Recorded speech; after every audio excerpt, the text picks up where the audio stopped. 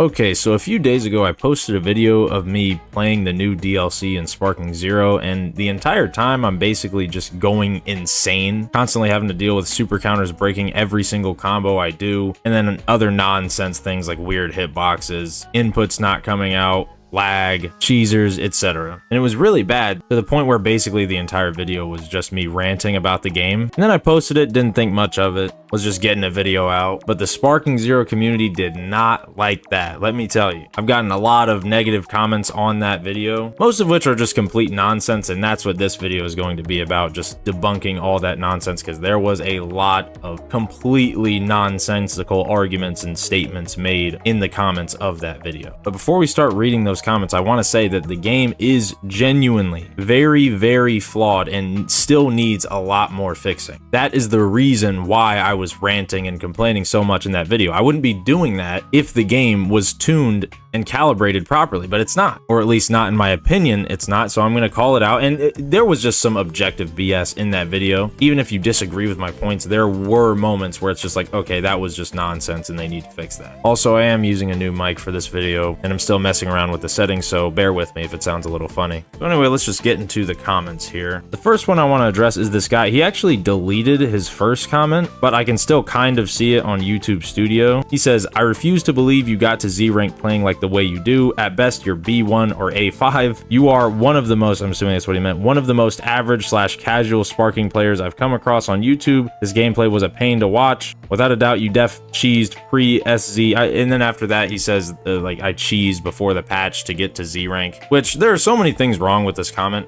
First of all, if it was painful to watch, why are you watching it? If you want to watch tryhards play the game, go somewhere else. And second, when have I ever stated or even implied that I am anything more than an average or a casual player? I mean, just look at how much I upload. Look at my channel. What gave you the impression that I was some like tryhard at it, or I thought I was anyway?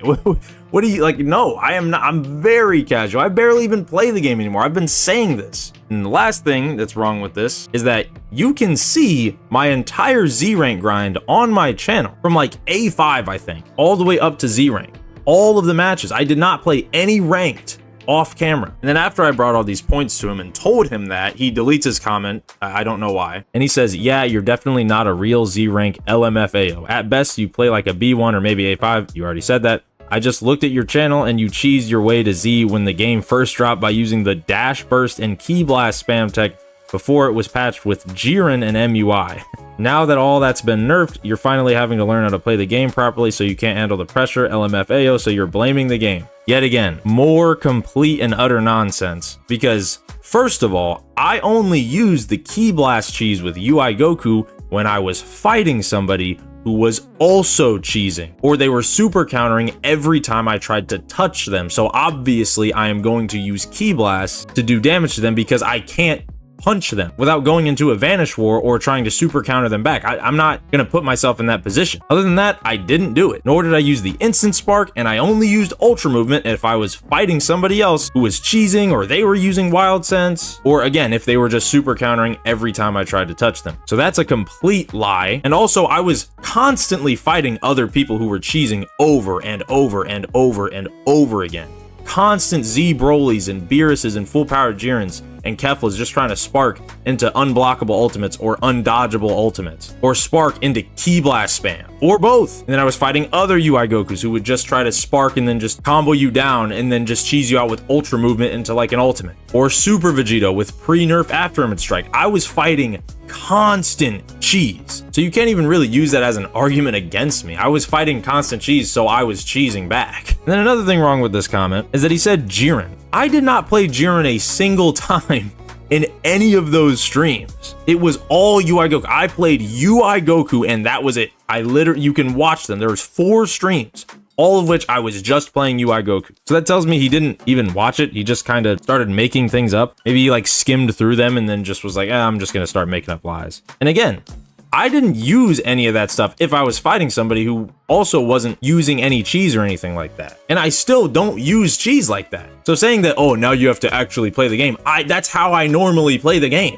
And then another guy says, I'm a super casual player and only play for fun. I'm like a C1 rank, but you complain about fucking everything when shit doesn't go your way, LMAO. It feels like the main point of the video is to criticize the game. That's how distracting your complaining is. I find this comment funny because the video is literally titled Losing My Sanity to Super Counter Spammers. Like, what made you think this was going to be a positive hype? Like, oh yeah, let's play some Sparking Zero, guys. Like, what gave you that impression? And yeah, I am gonna complain. Like I said, I'm gonna complain if the game is just BSing, and you guys can watch the video regardless of if you agree on my opinions on what needs to be changed. You can, it's objective truth that there were glitches and bugs that were happening in that video. Combos randomly dropping. I remember in like the third fight that was shown in that video, I got killed by like a random sidestep heavy that should absolutely not have hit me at all. Okay. Yeah, this game rewards. Oh, whoa! What is it? So yeah, if a game's gonna be that buggy and unbalanced, yes, I'm going to be complaining the entire time. That was the title of the video. I'm losing my sanity to it. Obviously, I'm not having a good time. If any of you guys have seen my content on Xenoverse, I'm not gonna sugarcoat it and act like the game is better than it is. I'm gonna be just straight up honest and say that the game is a mess. It's a broken mess. I'm not like these content creators that are just gonna be like, oh yeah, I mean, you know, it has its problems, but it's still a really fun. No, I was not having fun. The game is broken. If you don't like that, why are you watching? And the part where he says it feels like the main point of the video is to criticize the game, that's how distracting the complaining is, doesn't that kind of tell you that that was kind of what I literally say in the beginning of the video? That I kind of start to get annoyed and I'm not having a good time by the end of the video. I literally say that in the intro of the video. That paired with the title, why did you think it was gonna be anything else? And then this guy says, dude, you complain a lot. That looks like a skill issue. And this was something that a lot of people said. It's just like, oh, it's a skill issue. First of all, like I said, I am a casual player. I turn on the game every like week at this point, like once every week, sometimes even less. And second, you can say it's a skill issue, right? But if it really were just a skill issue, if all my criticisms on the game were it was just a big old skill issue, why did the game have such a sharp and drastic decline in players? We've all seen the Steam charts and the videos and the articles. We've all seen it. The game lost an unnatural amount of players. So what, it's just a skill issue for all those players? Everybody who left the game, oh, just skill issue. There's nothing wrong with the game. It's just a skill issue. Like, this argument would only make sense if the game was still thriving and it had a ton of players constantly playing it and it retained a lot of its players. And I already know people love to bring up the argument of, well, every game has a bit of a decline in its player base after it releases. We've all seen the charts. This is a bigger dip than almost any other game. Compared to like Marvel Rivals, a little unfair because it's a free-to-play game that's about Marvel rather than Dragon Ball, so it's like automatically the audience is expanded, and it's not a fighting game, and fighting games are typically nerfed in terms of the sales and the player base. However, I'm not comparing the size of the numbers, I'm comparing the ratio of players that it kept after it released. Marvel Rivals still has hundreds of thousands of players playing it consistently, whereas Steam, you look at it, there's only like a few thousand here and there, and the game sold millions of copies. And then people love to bring up the argument of, oh, that's just Steam. You're telling me that it's just Steam that had the sharp decline in players? It's not PlayStation and Xbox. It's only the PC players were like, screw this game, we're leaving. It was just PC. No. Just because we can't see the numbers doesn't mean we can't see what's going on, especially because PC is the literal best platform to play the game on. I played on PS5. And I know that PC is the better platform. I've played it on PC. There's less lag, and the game just overall runs better. So if the best platform for the game is having players leave it, that kind of tells you something about the game. So you can say, skill issue this, skill issue that. But the fact of the matter is people are leaving the game, and it's lost a lot of players, and a lot of people have turned on the game. The majority of people, in fact. And then this guy says, you griping over everything makes you no better than the tryhards. What does that even mean?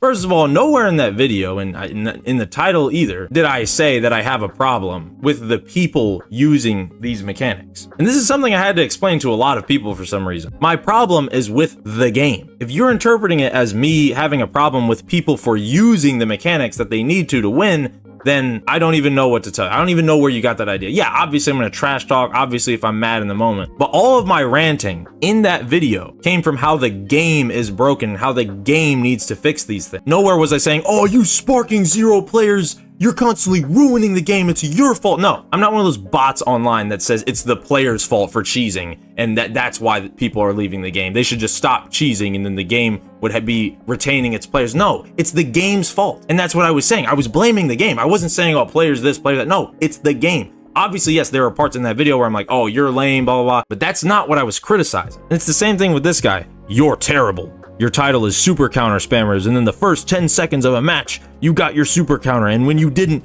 get your second one, you said, I tried to super counter that. Uninstall. I mean, I wouldn't really mind uninstalling that much because I'm obviously not having that much fun with the game. You telling me to uninstall is pretty funny because that's what most of the people who bought the game have already done.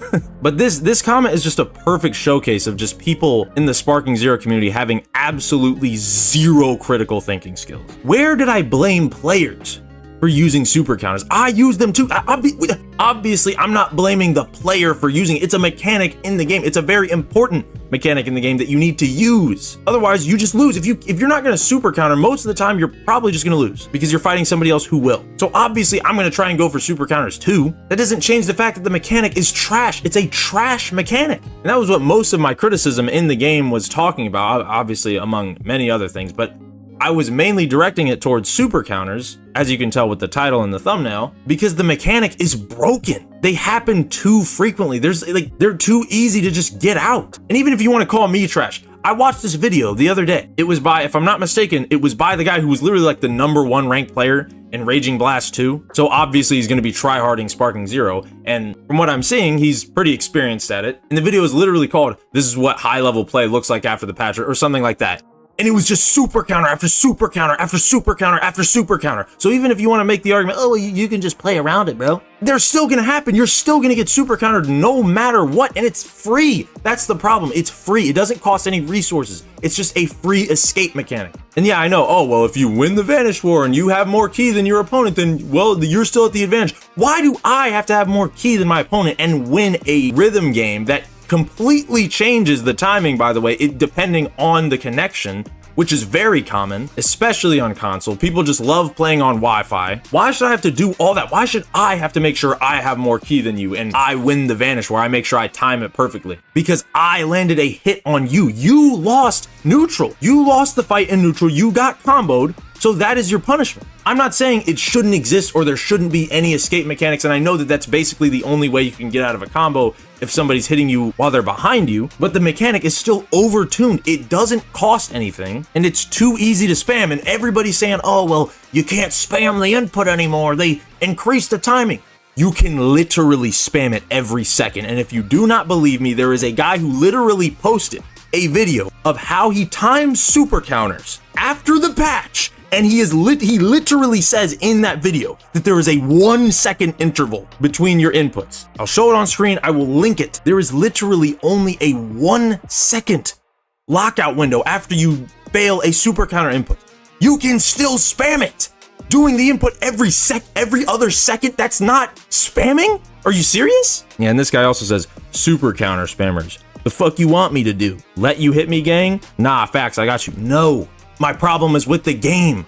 I'm not saying, oh, you stop using those super counters. I use them too, duh. It's with the game. It's with the design philosophy of the mechanic. And I explained that to him, and he goes, that's like saying sidestep spammers. I'm not gonna just sit there and let you hit me or vanish behind me unrelented. He practically just ignored what I said completely. I just asked him if he read what I said at all. And he goes, bro's deleting my comments, me being right, skull emoji, skull emoji, skull emoji, skull emoji, skull emoji, peace. I'm not gonna keep doing that. Nah, facts, gang, you, him, definitely don't got narcissistic tendencies. I'm not deleting any comments. If I was the type to delete comments because they're negative and I'm getting criticism, literally that entire comment section would be torched. I would have just turned off comments in that video. I wasn't deleting anything. If your comment wasn't going through, it was just YouTube filtering it out because you were probably using some very extreme language in it. And this guy says, when people can't spam a high skill ceiling move, complain. Perception main right here. First of all, I also hate Perception. I don't think it was nerfed enough. Second, it's not a high skill ceiling. Like I said, I literally watched that guy show his super counter inputs and he was just doing it every second. He was getting them consistently and he literally explained in that video that, oh, I missed the first one, I'll just do it in the next second after. And because people are getting them consistently, they're like deluding themselves into thinking that they're like super skilled or something. No, you're not skilled for getting constant super counters. You've just learned the timing on how to get them out consistently. You're not reacting. Yes, it's possible. And there are people who do react to certain moves and get super counters.